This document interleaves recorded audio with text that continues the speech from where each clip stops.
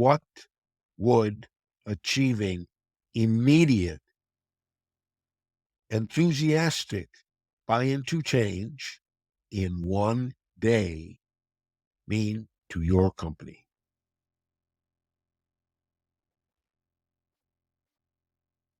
I was trained in ship design and construction.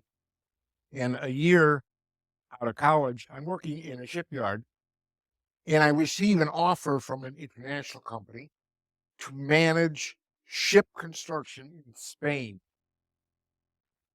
I enthusiastically accept.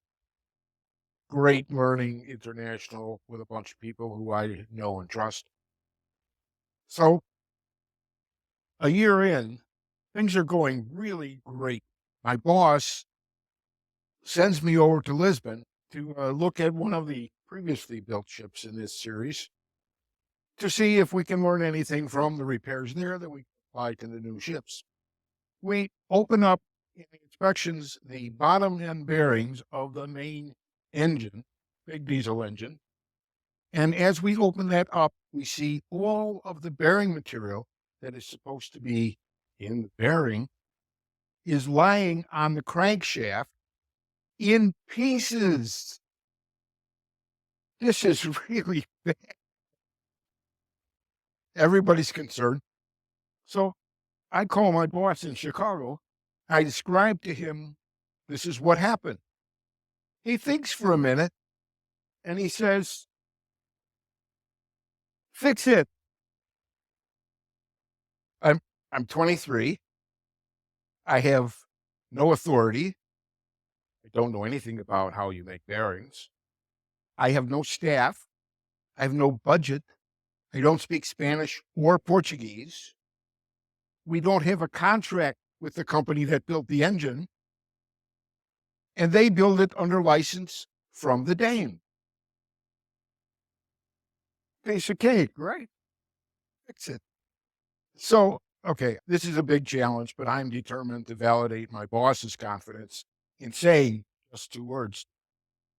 So I go to Spain and I ask the engine maker, what's the plan? What are you going to do to fix this? They say, well, really, the Danes have a problem. We don't. So I'm sitting in my hotel room in Spain and I, I I got nothing except I'm there and I'm convinced that I am going to get to a solution. It gets worse. I get permission to go down into the plant and see how they make the bearings. Okay, the workers only speak Spanish. I speak English. I expected that. But the real issue was the management told them that I was there to tell them how to fix the bearings. I didn't even know what they did. So this is going to be dangerous. If I say anything, they'll do it. But that's not going to get us to fixing the issue at all. So I'm thinking there has to be another way here. And I come up with an idea to try to turn my lack of knowledge to my advantage. So I communicated to them, I don't know anything about making bearings, but you guys do this every day. You know what you do. Let's work together and see if we can connect what you do to what we see in the bearings. Works beyond my wildest dream. In a couple of weeks, we not only fix the issues, we permanently raise their manufacturing capability. And more important, they and the management own the result. It's not mine, theirs. So I took from that two core principles that I use actually every day now. One, 90% of the issues that waste time and money in a company and produce bad results are embedded in their processes and interactions, with the caveat that that's usually different than how they've documented or how they expect that it works. Reality is a different thing. Second core principle: employees are the world's experts at knowing what they actually do every day. No training required. They know that. So let's take a look at that caveat to the first principle. It's important.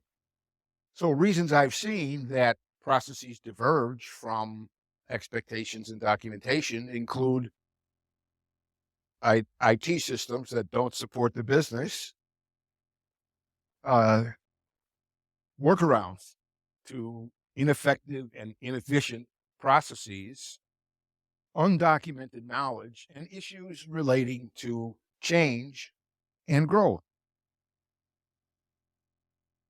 It is commonly it's common wisdom that employees resist change. People heard that? Okay.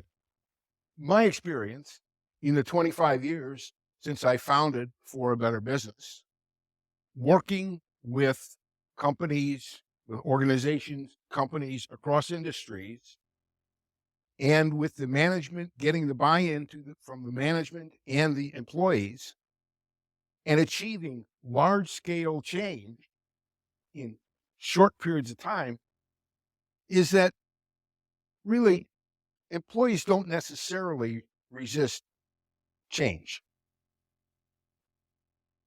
What they really resist is the change, the type of change in which they are the changee and they have no voice.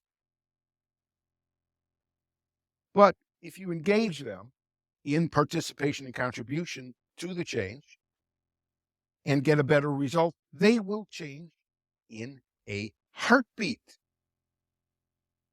So I've distilled my experience with large scale and rapid implementation into 5 key elements that you can use in your business today. 1, eliminate fear. 2, acknowledge to employees that you know they are the world's experts at knowing what they do every day. 3, capture and visually document how things really work and work together.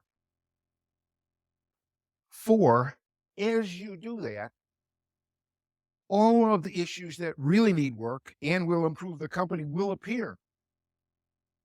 Engage the employees in resolution, contribution, participation, and resolution of those issues. And 5, implement right away. Don't wait. Don't make a list due in a year. Implement. If you immediately communicate the core principles and these 5 elements I listed,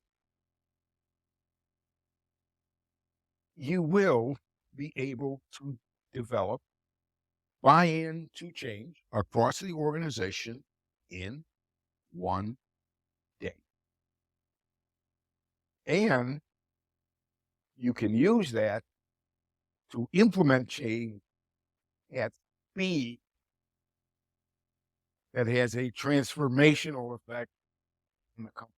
Instead of fighting resistance to change, you can spend all of your time in actually implementing beneficial change that people want and engage the whole organization in improving productivity, profitability, and growth. Importantly, to make this continuous, you are also creating an environment that is psychologically safe for change and an improvement seeking culture that attract and retain employees.